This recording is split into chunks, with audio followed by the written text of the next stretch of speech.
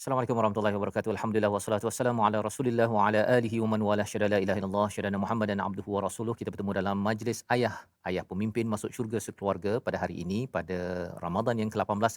Kita doakan pada Allah Subhanahu Wa taala terus memimpin hati-hati jiwa-jiwa kita semua, ayah-ayah yang bersama, ibu-ibu yang menemankan ayah dan juga bagi anak-anak ya, pada adik-adik yang mengikuti untuk kita memahami ya satu masa nanti kita juga akan menjadi ayah ataupun ibu yang perlukan panduan sebagaimana yang dibincangkan dalam majlis ayah sehingga episod yang ke-18 pada hari ini. Bagi hari ini kita akan bersama panel kita dalam tajuk kita, pentingkah circle ataupun sekeliling keluarga kita. Sama-sama kita akan mengikuti kepada perbincangan circle keluarga ya, persekitaran keluarga, pentingkah ini dalam ayat yang kita akan bacakan pada hari ini. Tapi saya perkenalkan dahulu panel kita pada hari ini, Al-Fadil Dr. Muhammad Arif Musa, pensyarah Fakulti Pengajian Quran dan Sunnah Universiti Sains Islam Malaysia. Ahlan Ustaz, apa khabar? Ahlan, terima kasih. Alhamdulillah ya, Alhamdulillah. sudi bersama pada hari ini dan kita bersama dengan Dr. Muhammad Arif ya untuk sama-sama kita melihat ya permata-permata daripada ayat-ayat yang dibincangkan. Moga-moga tuan-tuan mendapat manfaat yang besar. Dan kita bersama dengan saudara Halim Zainuddin ya. Selamat datang Halim. Selamat Ya, datang. terima kasih bersama pada hari ini qari kita yang akan menemankan sepanjang hampir 1 jam ini untuk kita sama-sama melihat kepada ayat suci Al-Quran, mendengar dan tuan-tuan dijemput juga membuka halaman 416 pada hari ini. Mari sama-sama kita mulakan dengan melihat kepada ayat yang ke-17 dan 18 dibacakan oleh saudara Halim dan tuan-tuan dijemput untuk mengikuti bersama. Silakan. أعوذ بالله من الشيطان الرجيم. بسم الله الرحمن الرحيم.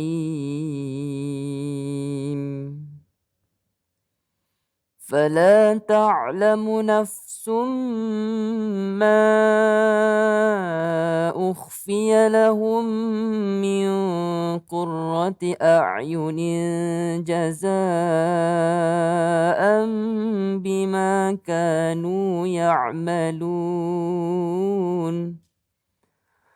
أفمن كان مؤمنا كمن كان فاسقا لا يستوون. صدق الله العظيم. Surah Al-Azim, gitulah bacaan ayat 17 dan 18. Maka tidak seorang pun mengetahui apa yang disembunyikan untuk mereka, iaitu bermacam-macam nikmat yang menyenangkan hati sebagai balasan terhadap apa yang mereka kerjakan. Ayat ke-18, maka apakah orang yang beriman seperti orang yang fasik? Mereka tidak sama.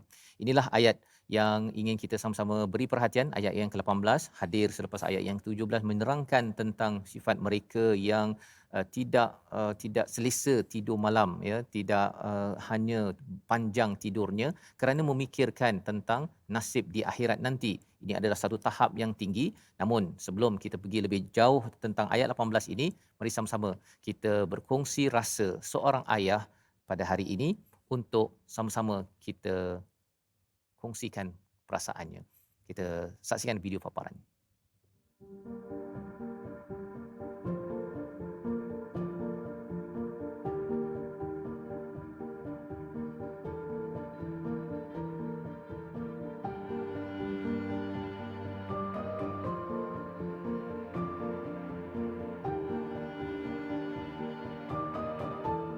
Circle ni apa? Circle ni sebenarnya dia banyak istilah. Tapi yang paling kalau kita nak relate dengan keadaan semasa ni, circle ni sebenarnya adalah siapa, kalau kita cerita tentang circle anak. Siapakah circle anak? Circle anak ni adalah siapa yang anak kita spend most of the time with. Siapa yang anak kita paling banyak spend masa. Contohnya kalau anak kita ni jenis gamers. Kan? Orang sekarang kan gamers kan. Jadi itulah circle mereka. Maksudnya dia spend masa banyak dengan kawan-kawan digital. Maka itulah circle dia. Dan juga sama juga kalau dia banyak spend masa dekat sekolah asrama contohnya. Maka itulah circle dia. Mak ayah sekarang dia tak cakna circle ni. Sebab circle ni very powerful. Very powerful ni maksudnya circle ni memang sifat dia contagious. Dia macam COVID.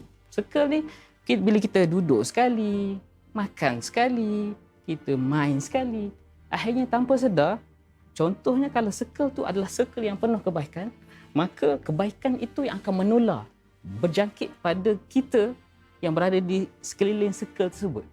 Tapi kalau kebejatan, kejahatan, ketidakbaikan yang berada pada circle tersebut, maka itulah yang akan kena pada kita, pada anak-anak kita, pada keluarga kita tanpa kita sedar.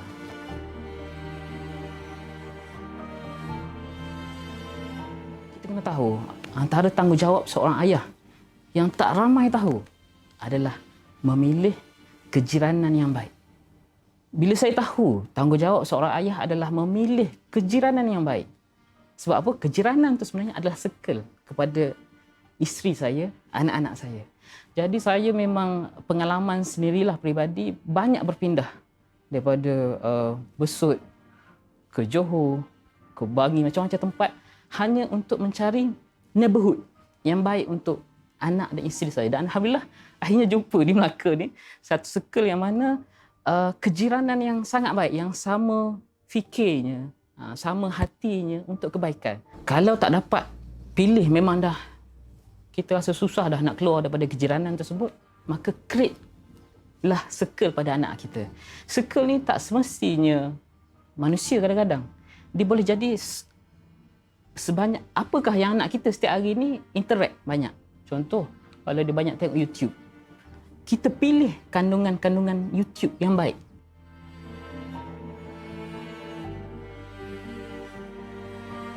Saya sendiri, personally, saya memerhati. Saya bukan cuma, okey ni baik. Saya akan pergi interview anak-anak, kawan-kawan anak saya. Ada saya pernah interview tu, dia sangat cintakan solat. Dia suka solat. Dan memang kita boleh tengok efek dia pada anak-anak. Ada benda kadang-kadang kita tak pernah latih pun anak kita benda baik tu. Tapi sebab dia berkawan dengan orang-orang baik, anak-anak yang suka solat, anak-anak yang suka puasa, anak-anak yang suka sedekah, dia balik nanti dia akan buat perangai dengan kawan-kawan dia.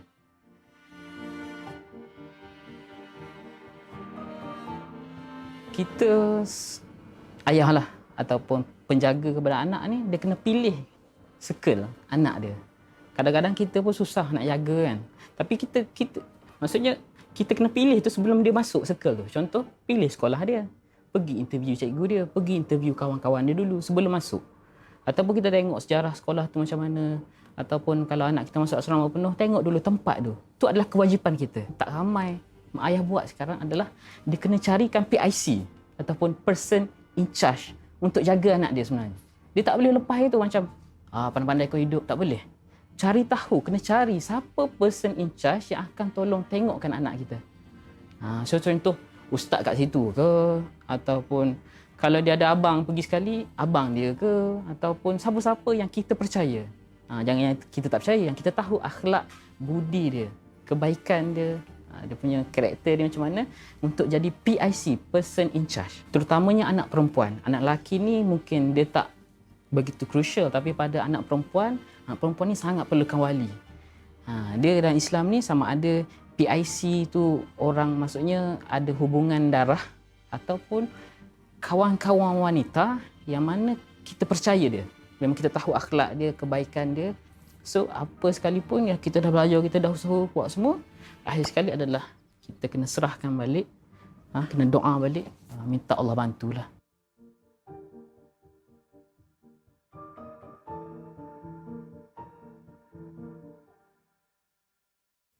Itulah perkongsian daripada Dr. Taufik Muhammad Razif, pendidik dan juga penulis, seorang pendidik dan juga penulis berkaitan dengan tajuk keibubapaan. Dan perkongsian sebentar tadi amat menarik untuk sama-sama kita melihat kembali kepada ayat yang ke-18.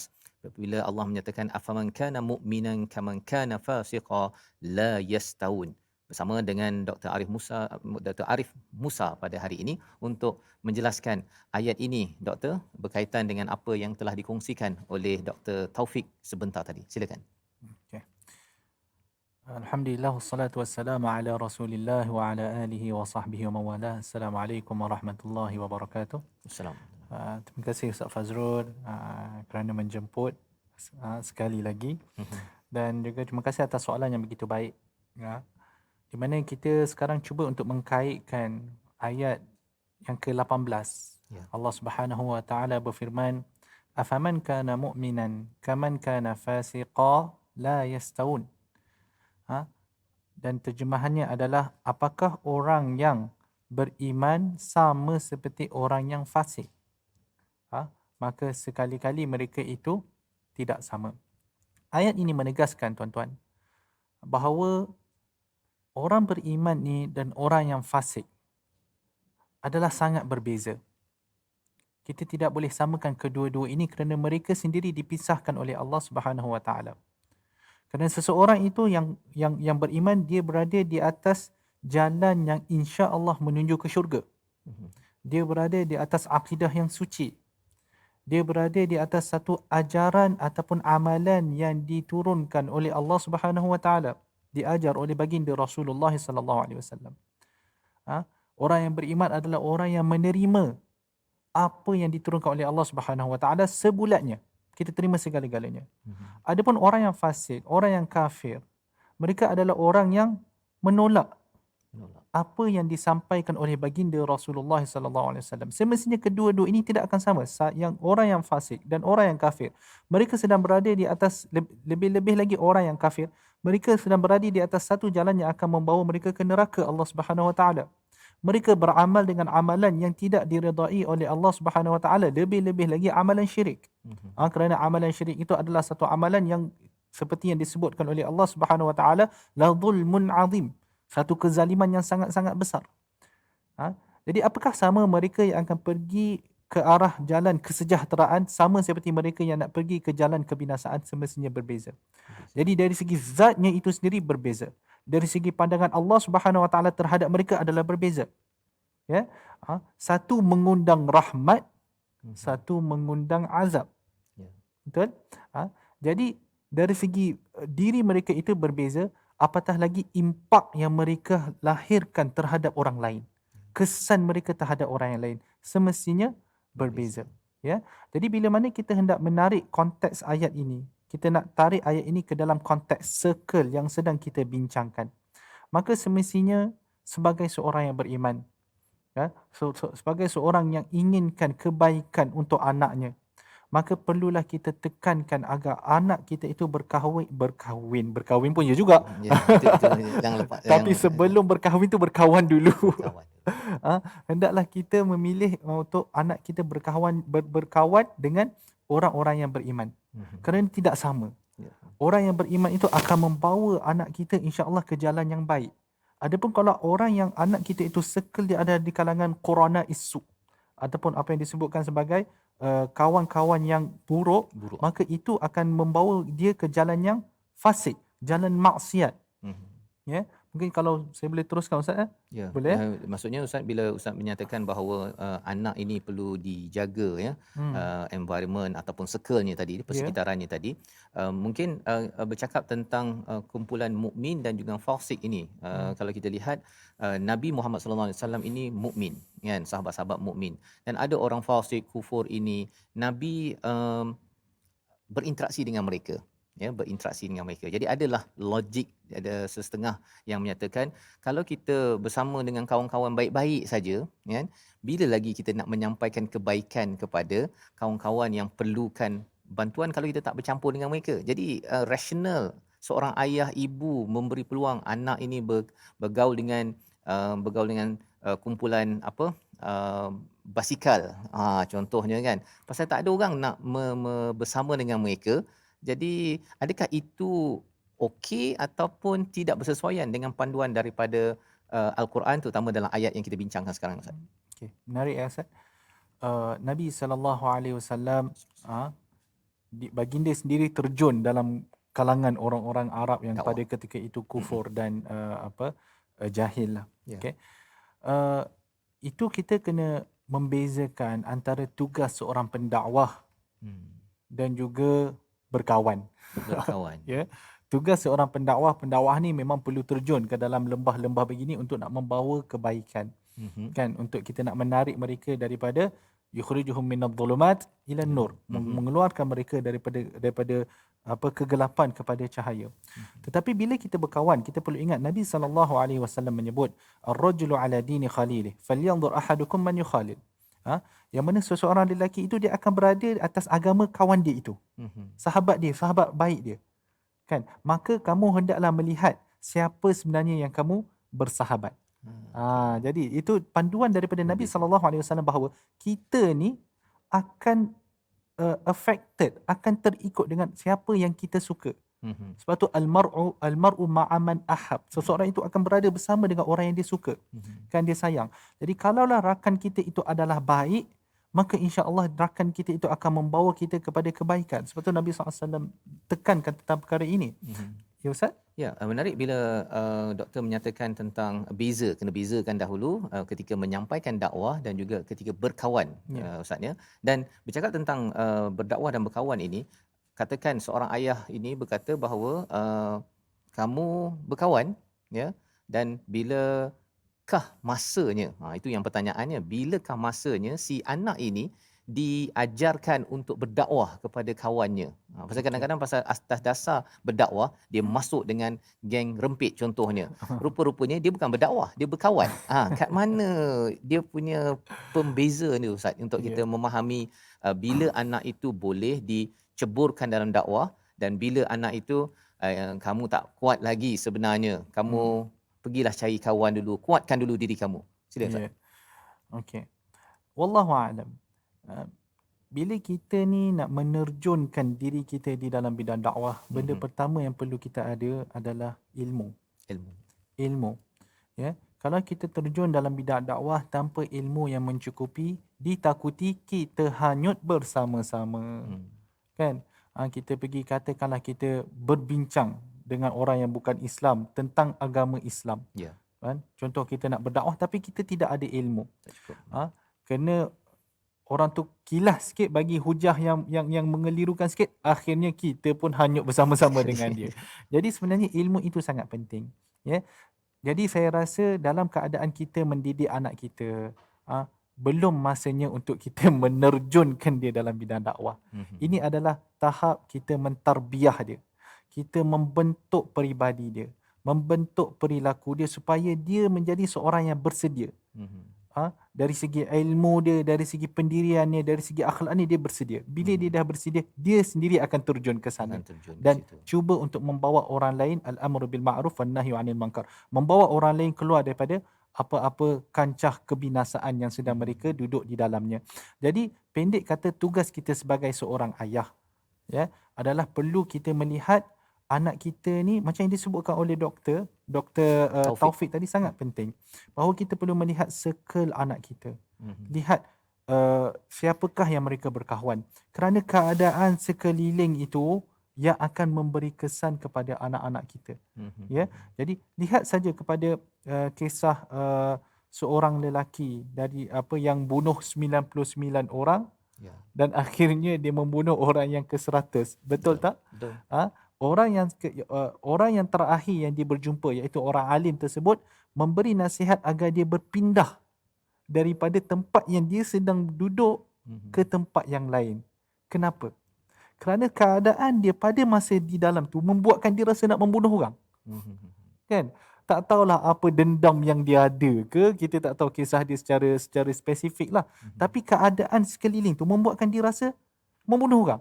Jadi untuk nak bertaubat, untuk nak berubah, nak mengubah diri dia, dia perlu berhijrah pergi ke tempat yang lain. Kerana kita cakaplah macam mana pun manusia, macam mana kuat pendirian kita, kalau kita tidak dikelilingi oleh orang-orang yang baik, kita pun akan ke laut juga. Kan? Jadi sebab tu penting ya tuan-tuan, bahawa kita perlu melihat siapakah anak-anak kita berkawan. Kan? Kita tengok siapa yang dia berkawan, kita cuba perkenalkan dia dengan lagi-lagi ahli-ahli agama, orang-orang surau, orang-orang masjid, para-para asatizah, kan? Hantar dia. Kenapa kita hantar dia pergi sekolah apa? Hantar dia pergi sekolah agama, supaya dia berkawan dengan para-para asatizah macam itulah, supaya dia berkawan dengan orang-orang yang baik. Jadi jelas di situ sebenarnya dalam membezakan di antara kawan dan juga masa untuk berdakwah itu sudah tentunya perlukan ilmu Ustaz ya, dan proses tarbiyah itu adalah proses yang penting bagi seorang ayah dan ibu yang perlu dilaksanakan pada anak. Dan mungkin kalau saudara Halim dalam usia yang begini ya, mungkin ada pengalaman bagaimana mak memberi pesanan ya bila dah masuk universiti ke sekolah menengah dulu ke, kalaulah ada ya, ataupun mungkin ketika bersama ayah ya, saudara Halim 13 tahun bersama ayah, ada pesanan-pesanan ayah ke ibu yang menekankan tentang siapa kawan kamu. Kalau saudara Halim boleh kongsikan dan apa kesannya sampai sekarang ini, sila. Baik, terima kasih Ustaz Fazrul. Sebenarnya saya nak cerita masa saya kecil dulu bersama dengan ayah lah, dan masa saya kanak-kanak.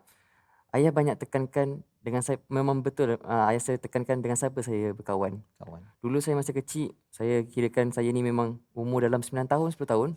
Saya ni memang kawan budak nakal. Saya pergi ke sungai, saya pergi ke hutan lah, semua jalan-jalan. Sampai ayah saya datang, bawa rotan. Masa tu bawa balik, ayah askar, pakai uniform lagi. Memang ayah bantai lah. Ya. Sebab ayah nak tekankan sebenarnya, perlunya kita cari circle yang baik. Sebab ayah, mesti seorang ayah nak bentuk anak yang jadi baik kan. Tapi saya dah besar sekarang, saya fikir, kalau kita nak pilih kawan ni, memang kita kena kawan semua. Tapi kita jangan terpengaruh macam Dr. Arif cakap. Kita kena ada ilmu. Semacam kita contoh macam ikan kat laut. Dia takkan jadi masin walaupun air laut tu masin. Jadinya kita jadi adaptable, tapi kita perlukan ilmu untuk kita tak terpengaruh. InsyaAllah. Ya, terima kasih diucapkan pada saudara Halim berkongsi ya nasihat daripada sang ayah ya. Kita doakan ayah anda kepada saudara Halim diberikan keampunan, diberikan rahmat ya apabila sudah bertugas ya 13 tahun mendidik saudara Halim, sehingga kan memberi kesan kepada hidup, sehingga kan memberi kesan pada saat ini. Tapi salah satu daripada bila ayah memberi tarbiyah, kadang-kadang ayah ni mengongkong lah. Contohnya ya, kerana asyik bagi kawan ini je, saya ada kawan pilihan saya. Bagaimana kita melihat perkara itu? Kita berehat sebentar dalam majlis ayah pemimpin masuk syurga sekeluarga.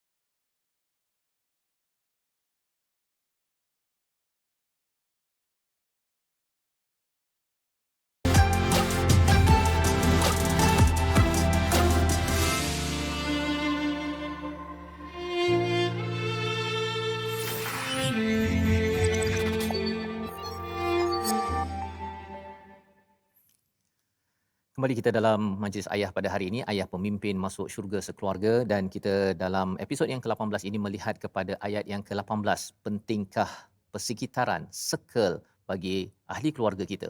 Dan kita berbincang pada bahagian yang pertama betapa pentingnya circle ini, betapa pentingnya ilmu dalam menguatkan tarbiyah daripada seorang ayah, daripada seorang ibu untuk si anak. Dan mengapa ia berlaku begitu? Kerana ia menentukan sama ada ia menjadi ikan. Menjadi ikan yang tidak masin walaupun lama berada di dalam laut. Hanya dengan kematian sahaja yang boleh menukarkan ikan menjadi ikan masin.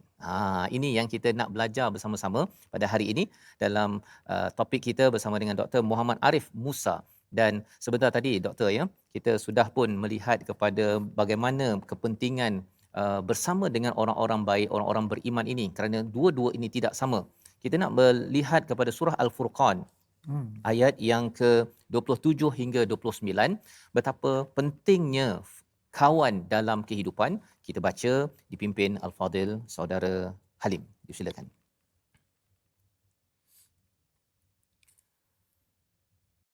أعوذ بالله من الشيطان الرجيم. بسم الله الرحمن الرحيم.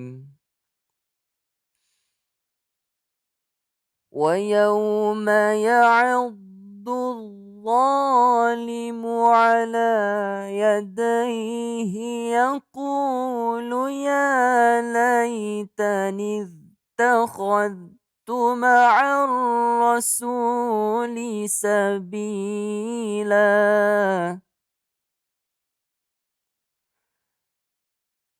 يا ويلتى ليتني لم أتخذ فلانا خليلا.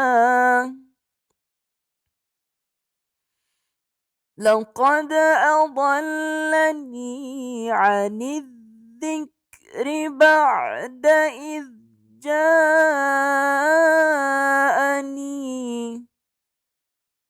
وكان الشيطان للإنسان خذولا. صدق الله العظيم. Surah Al-Nazim, itulah bacaan daripada ayat surah Al-Furqan ayat yang ke-27 hingga 29. Dan ingatlah pada hari ketika orang-orang zalim menggigit dua jarinya menyesali perbuatannya seraya berkata, "Wahai Tuhan, kalaulah dahulu aku mengambil jalan bersama Rasul. Wahai Tuhan, celakanya aku kalaulah dahulu aku tidak menjadikannya si fulan itu sebagai teman akrabku. Sesungguhnya dia telah menyesatkan aku daripada peringatan Al-Quran ketika Al-Quran itu telah datang kepadaku dan syaitan memang pengkhianat manusia." Inilah terjemahan daripada ayat surah Al-Furqan untuk membimbing kita, dan sekali lagi kita bersama dengan Al-Fadhil Ustaz Dr. Muhammad Arif Musa untuk menjelaskan ayat ini, Doktor, ya, berkaitan dengan pentingnya circle ahli keluarga, anak-anak, pasangan kita. Silakan. Okay. Terima kasih Ustaz atas soalan. Saya ingin bawa satu hadis Nabi SAW yang mungkin boleh memberi pencerahan sedikitlah dalam bab ini, di mana Nabi SAW menyebut mathalul jalisus salih wa jalisus su' kahamilil misk wa nafihil kir. Yang mana Nabi SAW menyamakan orang sahabat yang baik, kan, dan orang yang kita duduk bersama sentiasa, sahabat yang baik dengan sahabat yang buruk adalah ibarat macam seorang pembawa minyak wangi dan juga seorang tukang besi. Okey. Yang mana fahamilul misk, maka pembawa tukang minyak wangi ni dia akan memberikan kebaikan kepada kita, dalam arti kata mungkin dia bagi minyak wangi dia tu free pada kita, ataupun dia jual minyak wangi tu pada kita, kita dapat juga manfaat, ataupun kita dapat bau-bauan yang baik daripada dia. Ya. Kan? Adapun jali susuk ni, orang-orang yang sahabat yang buruk ni, yang tidak baik ni, maka ibarat macam pembuat besi lah, orang yang nafihil kir ni. Yang mana mereka ini kemungkinan dia boleh membuat terbakar, kalau kita duduk rapat sangat dia terbakar kita punya baju, Nabi SAW kata, ataupun kita bau dengan bau-bauan yang tak berapa nak elok, muntinah. Ya, Nabi SAW kata. Jadi pendek kata, bila kita bersahabat, bila kita sering berdamping dengan seseorang, maka nak tak nak kita akan affected dengan dia. Kita akan terkesan dengan dia. Baiklah cakap macam mana pun. Dan saya rasa ramai kita di luar sana, kita dah lihat sendiri. Kerana kita berkawan dengan fulan, maka lama-lama kita mengikut corak pemikiran dia, corak gaya cakap dia. Kan? Kadang-kadang kalau kita masuk pada golongan para asatizah, kita lihat cara kita bercakap pun berubah. Suatu kita melihat kalau para asatizah bercakap dengan orang yang bukan di dalam bidang agama, cara bercakap pun dah berbeza. Yang sebelah sini dengan anak anta. Sebelah ni aku kau. Tengok cara bercakap tu sendiri dah berbeza. Benda yang dibincangkan pun berbeza. Betul tak? Para asatizah mungkin akan bincang beberapa benda. Mungkin mereka berlawak juga, tapi dalam kerangka had dia. Yang sebelah sini, mungkin orang yang mungkin kurang pengetahuan agama, bila bercakap kadang-kadang tidak berlandaskan ilmu. Bila tidak berlandaskan ilmu, kadang-kadang bila mereka jenaka yang di luar batasan. Kan? Jadi circle tu kita kata, circle bila kita duduk sebelah sini, kita akan ikut yang sebelah sini. Bila kita duduk di sebelah sana, kita akan ikut yang di sebelah sana. Sebab tu ada setengah mak ayah yang sangat-sangat pentingkan perkara ini.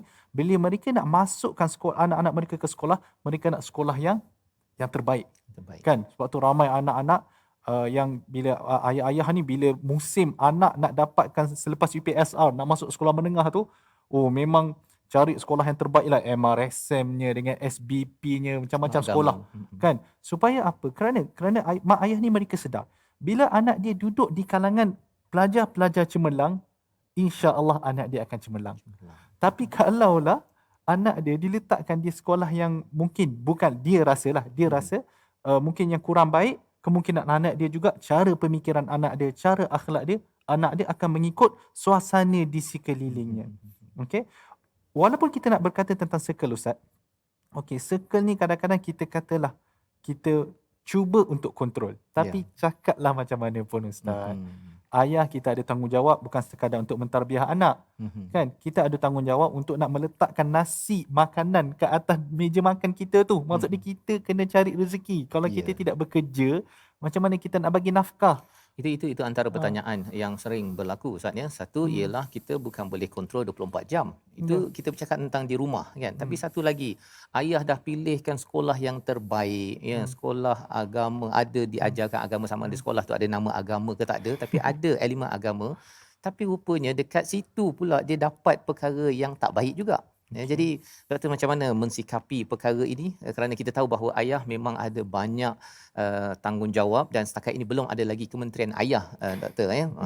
Dan tak ada tempat mengadu. Harapnya majlis ayah yang dibawakan oleh Lembaga Zakat Selangor ini, kongsi rezeki dengan zakat, keberkatan rezeki, nikmat dikongsi, tunaikan zakat anda di Lembaga Zakat Selangor ini dapat menjadi alternatif kepada tuan-tuan sekalian ya, untuk kita lontarkan ya segala persoalan yang ada ini, dan ianya harapnya dapat kita kumpulkan dan kita respon pada episod-episod yang akan datang. Jadi kembali pada doktor, macam mana tu bila dah dipilih yang terbaik tak jadi juga, bila dah buat yang terbaik tapi ayah mempunyai kekangan? Okey, menarik soalan tu. Memang soalan yang sering bermain di minda ibu dan bapa di luar sana. Macam mana nak buat? Betul tak? Kita bukannya boleh duduk 24 jam dengan dia. Kalau kita duduk 24 jam dengan dia, siapa nak kerja? Jadi kita masing-masing ada tanggungjawab. Bagi saya, setiap anak itu mula-mula akan dilahirkan bersih. Kita semua tahu, kullu mauludin yuladu 'alal fitrah fa abawahu yuhawidanihi aw yunasranihi aw yumajjisani. Yang mana setiap anak itu dilahirkan sebagai kain putih. Dan kita mencorakkan kain putih tersebut daripada awal. Ya. Jadi untuk kita nak melepaskan anak kita kepada circle-circle di luar sana. Ada banyak circle di luar sana. Jadi kita mempersiapkan anak kita dengan tarbiyah yang elok daripada dalam rumah. Kalau saya suka kalau anak kita itu dihafazkan Al-Quran. Dihafalkan Quran. Kan? Baiklah kita cuba dihafaz kurang-kurangnya kalau boleh dapat juzuk 30 sahaja pun dah elok dah. Kan? Kerana apa? Bila kita letakkan anak kita menghafal Al-Quran, maka bila proses menghafaz ni memerlukan kita untuk membaca Al-Quran itu selalu. Selalu. Dan bila kita baca Al-Quran ini selalu, dia sedikit sebanyak akan mengubah kita punya akhlak. Cakaplah macam mana pun. Ya? Sebab tu kadang-kadang dulu ada beberapa mak ayah bila anak dia jenis nakal lain macam, dia hantar mana Ustaz? Sekolah tahfiz. Tamat tahfiz. Sebab apa? Sebab mengharapkan daripada Al-Quran itu akan mengubah peribadi anak dia. Jadi kalaulah kita dah letakkan Al-Quran, di dalam diri anak kita, dia menghafaz Al-Quran. Jadi bila mana dia menghafaz Al-Quran, maka insya-Allah Al-Quran itu, kerana Al-Quran itu Allah SWT akan menjaga dia. Ihfazillah yahfazak. Jaga Allah, jaga hak Allah, nescaya Allah akan menjaga kamu. Jadi kita biarkan anak kita menjaga kalam Allah. Bagaimana kita jaga kalam Allah ni tuan-tuan? Dengan menghafaz Al-Quran, salah satunya. Okay, bagaimana kita menjaga Al-Quran? Adalah dengan menghafaz Al-Quran. Bila anak-anak kita menghafaz Al-Quran, insya-Allah kalau kita lepaskan dia pun, kita mengharapkan, aku tak mampu nak jaga.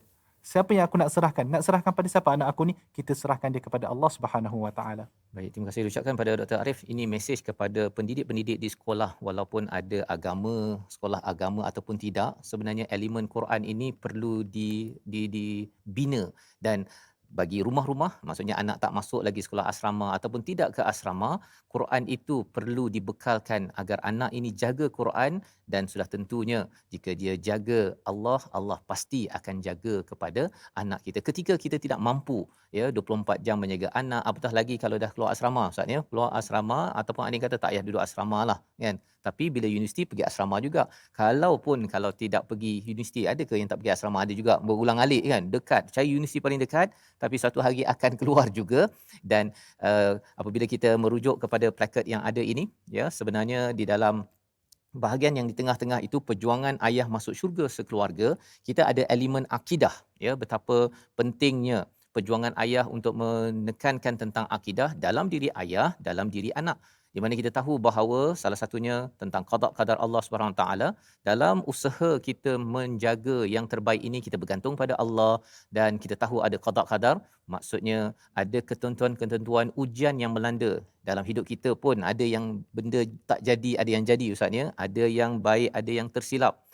Tetapi bila dibekalkan Al-Quran sebentar tadi, cepat-cepatlah ya Allah akan berikan hidayah untuk istighfar dan taubat, dan itu yang diperlukan oleh anak kita.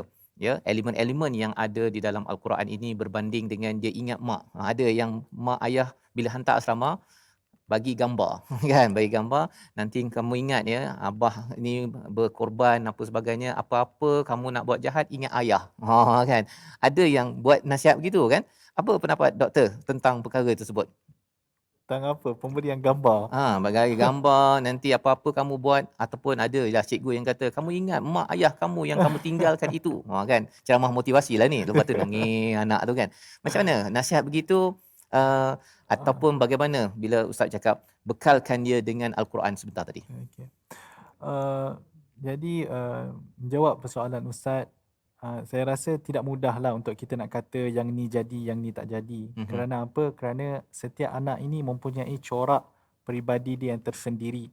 Setengah anak ni mungkin kalau kita sebut kat dia pasal mak dengan ayah, dia lagi cepat.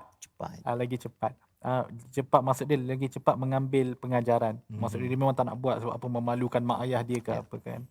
Tapi dalam masa yang sama, yang tu kita boleh buat juga, tidak ada masalah. Tetapi dalam masa yang sama, kita perlu terapkan bab akidah yang Ustaz sebutkan tadi. Di mana kita tahu bahawa apa yang kita buat, Allah Sami'un Basir.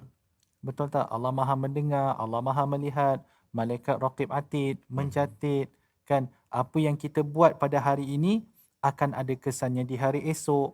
Jadi benda-benda pahala dan dosa ni perlu diterapkan daripada awal sebenarnya Ustaz. Kalau kita tidak menerapkan konsep pahala, dosa, syurga, neraka, yaumul mahsyar, azab kubur, kalau kita tidak menerapkan benda-benda ni daripada awal, maka bila anak itu membesar, dia tak rasa bahawa kepentingan benda-benda ni. Bila orang kata benda ni salah, dia kata nak buat macam mana? Ni pilihan saya. Ni cara saya. Jadi bila mana kita menerapkan ini menyalahi apa yang Rasulullah SAW buat, kamu tak malu ke membuat sesuatu yang Allah Subhanahu Wa Taala murka, kan? Contoh laki menjadi perempuan, perempuan menjadi laki, kan? Bila mereka ada kurang-kurangnya, orang kata sebab tu penting iman ni, iman hari akhirat, al-iman bil yaumil akhir tu penting. Kerana bila kita beriman dengan hari akhirat, iman kita itu akan membentuk segala perilaku kita. Kan, kita tahu kalau aku buat macam ni akan jadi. Kalau aku buat macam ni akan jadi. Jadi bagi mereka, sebagai contoh, saya nak bagi peringatan lah. Bagi mereka yang masih lagi dalam berbuat dosa-dosa yang besar ni, maka kena, orang kata, refresh baliklah iman dengan hari akhirat tu. Ingat balik kepada azab kubur, api neraka. Semua benda ni sangat penting dalam membentuk peribadi. Jadi sebab tu bila dengan anak-anak ni, kadang-kadang selain daripada nak bagi gambar tadilah, bukan saya kata tak boleh Ustaz, tapi pandangan saya, apa yang jalan boleh jalan je, selagi mana memberi kesan yang baik. Tetapi dalam masa yang sama, kita terapkan daripada kecil bahawa ini Allah Subhanahu Wa Taala tak suka. Adik jangan buat macam ni, ini Allah tak suka. Kan, adik jangan buat macam ni, sebab apa, nanti dosa kita di hari akhirat siapa nak tanggung. Jadi bila dia faham daripada kecil, bila dia besar, dia akan lebih orang kata apa, lebih nak membuat benda-benda yang baik kerana hendak dicintai oleh Allah dan Rasulnya. InsyaAllah ya. Alam. Jadi itu adalah bagaimana kita menekankan tentang akidah di sebalik kasih sayang yang ada Ustaz ya. Gambar tadi apa okeylah jalan kan. Tapi di sebalik itu uh, keprihatinan ya, kasih sayang kepada ibu ayah itu bukan hanya di dunia ini, kerana kita ingin membawa keluarga kita ya semuanya masuk syurga sekeluarga, dan itulah pentingnya circle keluarga ini kita jaga. Dan kita doa pada Allah Subhanahu Wa Taala sempena dalam bulan Ramadan al-Mubarak ini, kita mohon doa kita ini diangkat oleh Allah Subhanahu Wa Taala agar dimudahkan ya urusan kita mentarbiah anak-anak, mendidik anak-anak kita ketika di depan mata ya, dan juga Allah tetap menjaga anak-anak kita, ahli keluarga kita ketika kita tidak bersama di dunia ini. Jadi mari sama-sama kita doa di hujung ini bersama dipimpin Al-Fadhil Ustaz Dr. Arif. Silakan. Bismillahirrahmanirrahim. Alhamdulillahi rabbil alamin, wassalatu wassalamu ala rasulihil amin wa ala alihi wa sahbihi ajma'in. Allahumma ja'al jam'ana hadha jam'an marhuma wa tafarruqana min ba'dihi tafarruqan ma'suma wa la taj'al fina wa la ma'na shaqiyyan wa la mahruma wa la matruda. Rabbana hab lana min azwajina wa dhurriyyatina qurrata a'yun waj'alna lil muttaqina imama. Rabbi ja'alna muqimas salati wa min dhurriyyatina rabbana wa taqabbal du'aana. Rabbana atina fid dunya hasanah wa fil akhirati hasanatan wa qina adzaban nar. Ya Allah ya Tuhanku, Kau kurniakanlah kepada kami zuriat-zuriat yang soleh, zuriat-zuriat yang soleh yang beriman kepada Allah dan Rasulnya, zuriat-zuriat yang memperjuangkan Al-Quran dan beramal dengannya. Wa sallallahu wasallam ala sayyidina Muhammad wa ala alihi wa sahbihi wasallam walhamdulillahi rabbil alamin. Amin amin ya rabbal alamin. Moga-moga Allah mengabulkan doa kita pada Ramadan al-Mubarak ini untuk sama-sama Allah beri perhatian kepada anak kita Ustaz ya. Ya, kerana kita walaupun sama-sama suami isteri menjaga, tetapi rupa-rupanya 24 jam ini bukan kekuatan kita. Ia hanyalah kekuatan daripada Allah yang Maha Penjaga Al-Hafiz, dan moga-moga anak-anak dan ahli keluarga kita terus dipelihara sampai ke syurga nanti. Saya mengucapkan terima kasih kepada Al-Fadhil Ustaz Dr. Arif Musa dan juga saudara Halim ya, berkongsi ya bacaan dan juga ilmu pada hari ini, panduan agar kita sama-sama menjadi ayah yang memimpin masuk syurga sekeluarga. Kita bertemu lagi dalam majlis ayah pemimpin masuk syurga sekeluarga.